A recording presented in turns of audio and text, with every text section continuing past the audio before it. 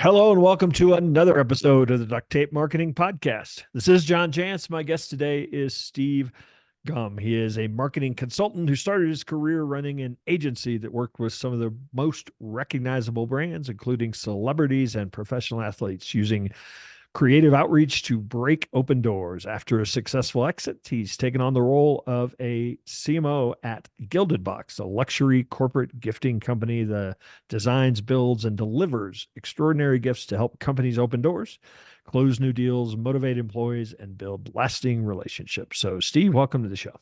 Well, thanks for having me. It's more than an honor, John. More than an honor.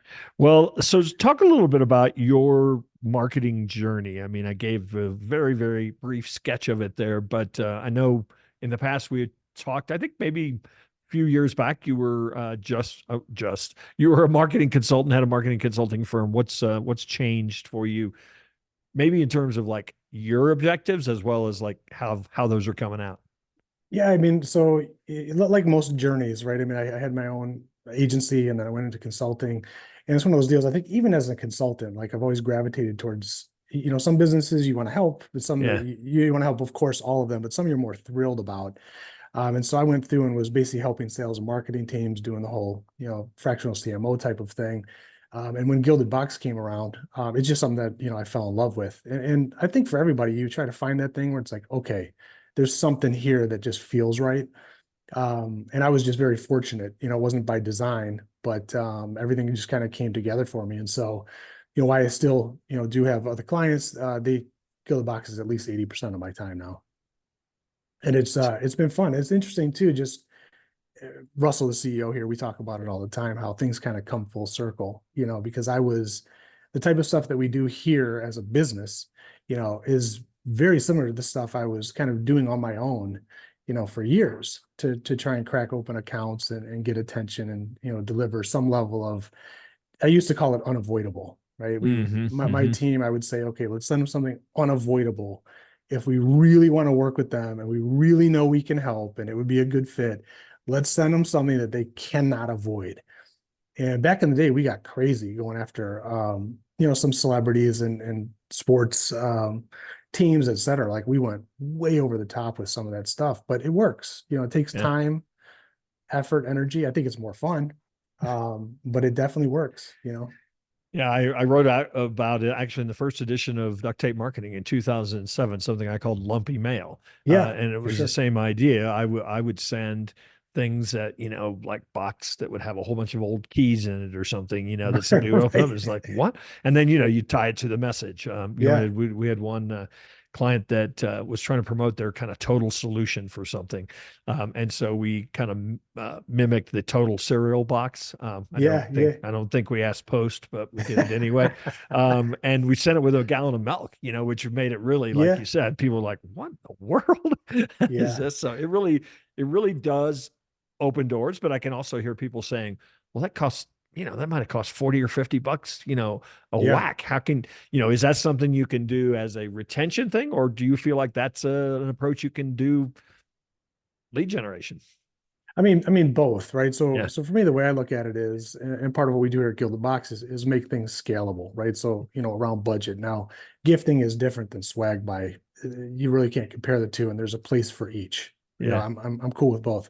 But I think, every business is a little different. I've always been in the B2B world.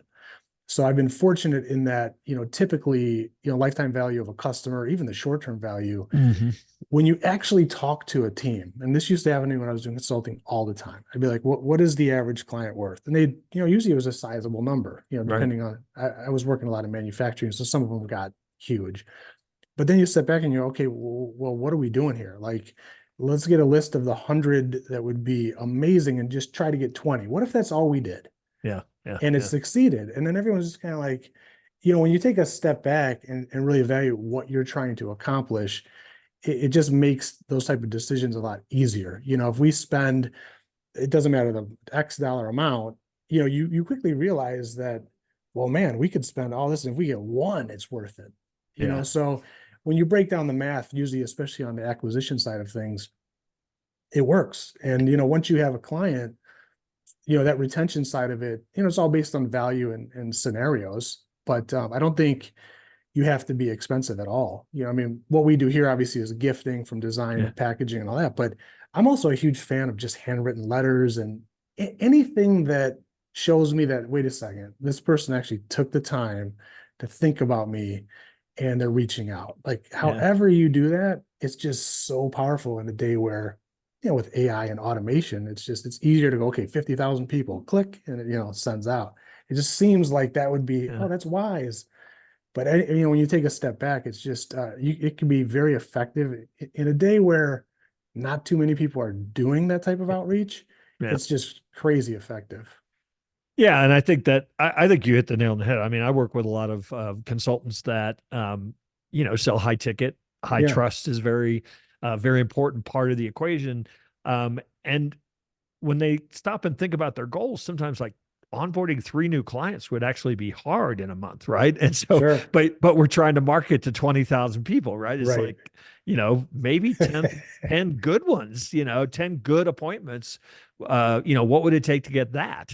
Yeah. And I think when people start looking at it that way, they probably should start saying, yeah, I guess I better not like automate my outreach on LinkedIn. Right. Right. Right. Yeah, it's just too tempting for Yeah. marketers and salespeople. It's so tempting just to Yeah. like go for the big numbers Yeah. because I don't care even if it is outreach on LinkedIn, like to do something legitimately authentic and personal. It takes, not a lot of time, but it's not as easy as just a name and you hit enter. You've got to put some effort into it. But I think it really, I mean, and I know you agree with this because it's the whole premise here, but I mean, it's so easy to stand out now doing it Yeah. because people realize you didn't automate that. They realize you Yeah. actually took some time. Or heaven forbid, I get these outreach on LinkedIn and people will ask me, somebody literally today asked me, "Do you still have your agency?" I was like, that's your Yeah. opener. Yeah. Yeah. you, No. Yeah. it's like if you Yeah. don't know what I had for lunch today, you're not paying attention. I mean, Yeah. it's crazy. Well, you probably get more of them than I do, but I get a lot, and so I can only imagine how many you get. Where they're just so off base. It's clearly Yeah, I'm just on a database, and I'm not a picky either. Like when I see that stuff, I see people post online all the time, and they bash it. I mean, I get it. People are trying to make a living. They yeah, think it's the right solution. right. I'm not mad at it, but it doesn't work. Yeah, yeah, You know. yeah. Yeah. Well, and I tell you, let's flip it around too, because for that person, and I know you believe in kind of the whole like I want to work with people that we share some beliefs Sure. and purpose. Casting that net to thousands, how are you going to get the client you want to work with? Right. I mean, I think that's as big a part of this as Yeah. like if I take the time to research and look at what they're doing and look at how we can connect and build trust together, I'm probably going to get the right client, aren't I? Yeah, and you're a big phone. You wrote a whole book on it with about referrals. Yeah. I think people don't oftentimes pay attention to the snowball effect of getting the right people initially. If you know that these people are you can help them, you have a solution that works for what they're trying to accomplish their goals, but this it's the perfect for you. Like, man, if we could just work with this person for whatever Right. reason, if you do a good job there, chances are they know people who are in aligned a little bit at least with what they do, and so the referrals not only are they probably come in more often, but they're way better. Yeah. Yeah. Yeah. You Awesome. know, Talk a little bit about, and we can get into the mechanics of, kind of how you do it at Gilded Box, but talk a little bit about the concept because it's not a matter of sending somebody something really expensive, Mhm. so they're like, wow, they sent me Right? something really expensive, right? There's more to the entire, kind of campaign approach to it. Mhm. Talk about maybe if somebody were thinking about this idea of, okay, I'm gonna come up with a dream 100. What would like a campaign that involved gifting look like? So you could definitely do it in multiple steps, but I think to take a step back for a second, you touched on, it has to be something elaborate. Yeah, we do some super high end gifting, but it doesn't have to be at all. Like we even say internally, if we do our job right, like what's in the box, so what you Yeah, would consider the actual product, the actual gift, should be an afterthought. yeah, yeah, The experience that we have done here, and it's funny because as we were building this, it really was looking at what I had done in the past, what Gilded Box was doing currently, and just removing friction, right? So for example, we handle all of the design because we think that's critical, right, to the Hmm. Hmm. personalization, the entire experience.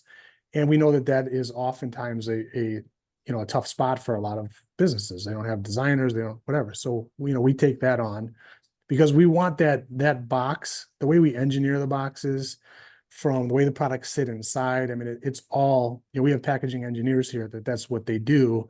And for us, it's all about that experience, so that when you are doing like a gifting campaign, for example, you're Hmm. going after your top 100, obviously there's methods to that. Like for us, the gifting usually is not like out cold. We always recommend build some rapport, share some Yeah. knowledge, engage on social, get some awareness.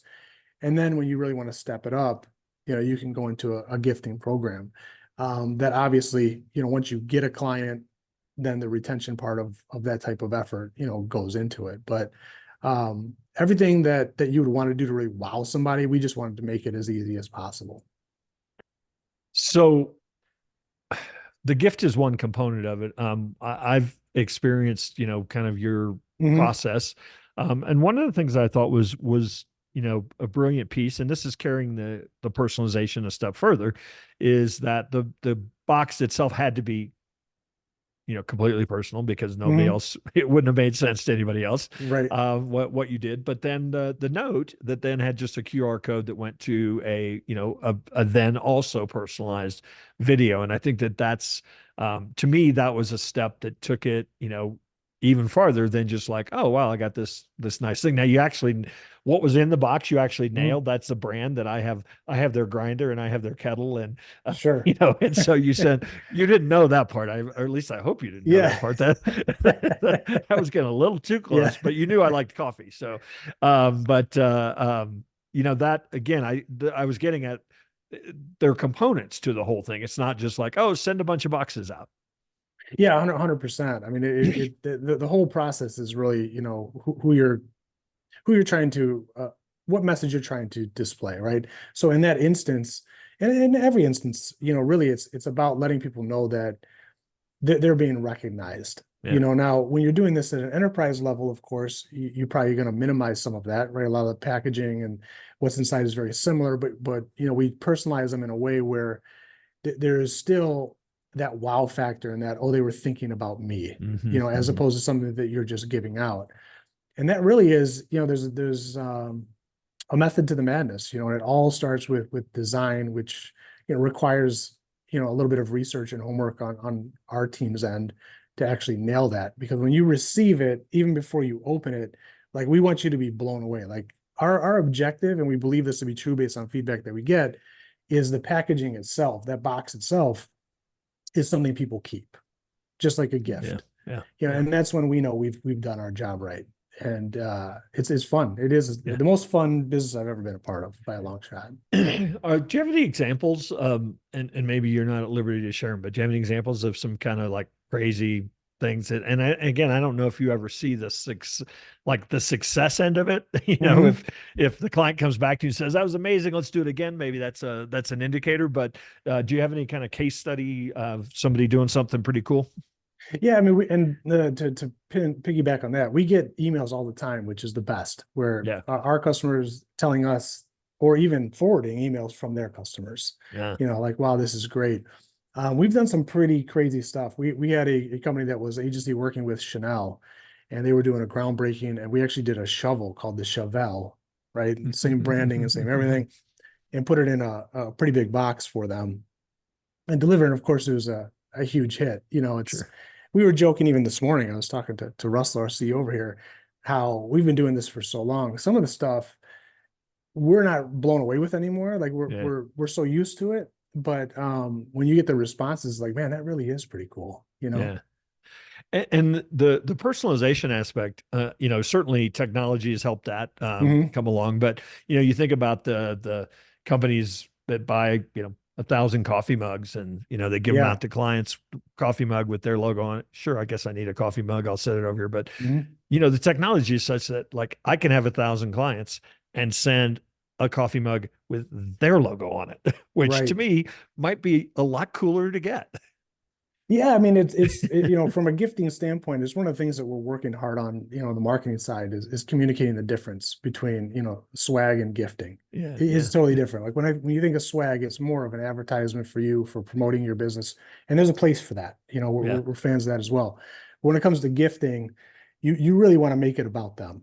yeah, So yeah, if it's something, if something about their family or their hobbies or yeah, or something where you can make it, truly unique to them, that's a gift. And yeah, and we always tell our clients, if you're going to do some promotion or branding of any kind, you leverage the packaging. We do an amazing job at that.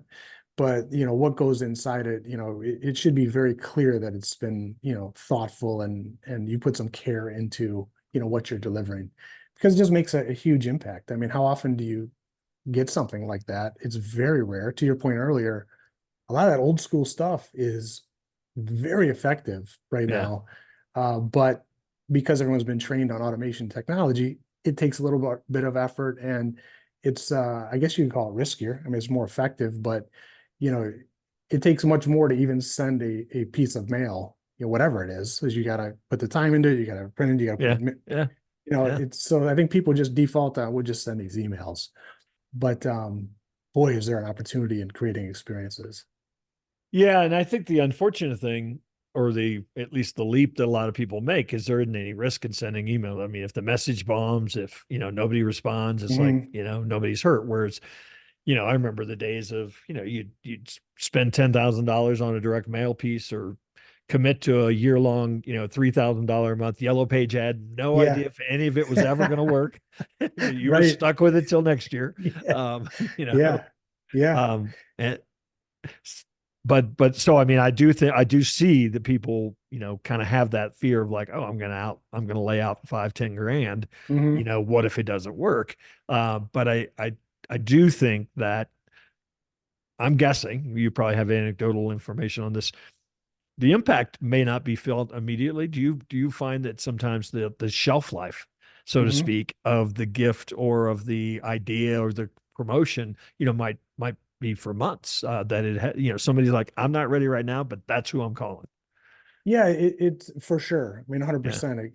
It just changes the dynamic of the relationship, and so I think an easy way to kind of think about that is, when you've put that much time and effort and personalization into something, there's just some reciprocation there on Yeah. on your end. Yeah. Like if you send me something like that, and let's say I'm even the wrong target, right? Which we Mhm. wouldn't recommend, but even so, I'm going to be much more inclined to at least give you feedback and share where we're at and what opportunities may or may not be here, as opposed to responding to one of the 10,000 emails I get in Right. any Right. given Yeah. week.